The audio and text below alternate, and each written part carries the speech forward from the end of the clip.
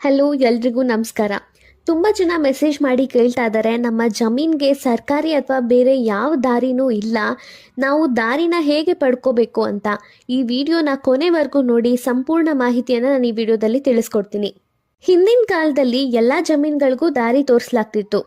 ಕಾಲಕ್ರಮೇಣ ಕುಟುಂಬದಲ್ಲಿ ವಿಭಾಗ ಮಾಡಿಕೊಂಡು ಅಥವಾ ಬೇರೆಯವರಿಗೆ ಭಾಗಾಂಶದ ಜಮೀನನ್ನ ಮಾರಾಟ ಮಾಡಿದರ ಪರಿಣಾಮ ಪೋಡಿಗಳಾಗಿ ಹೊಸ ಹಿಸ್ಸೆ ಸೃಜನೆಯಾಗಿ ಕೈಯಿಂದ ಕೈಗೆ ಬದಲಾವಣೆಗಳಾಗಿ ಕೆಲವು ಸರ್ವೆ ನಂಬರ್ಗಳಿಗೆ ಸರ್ಕಾರಿ ರಸ್ತೆನೇ ಇಲ್ಲದೆ ರೂಢಿ ರಸ್ತೆಯಲ್ಲಿ ತಿರುಗಾಟ ನಡೆಸ್ತಿರ್ತಾರೆ.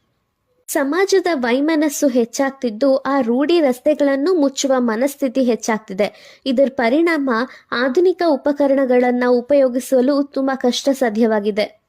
ಈಗ ಜಮೀನುಗಳಿಗೆ ದಾರಿನ ಪಡ್ಕೊಳ್ಳೋದು ಹೇಗೆ ಅನ್ನೋದನ್ನ ನೋಡೋಣ.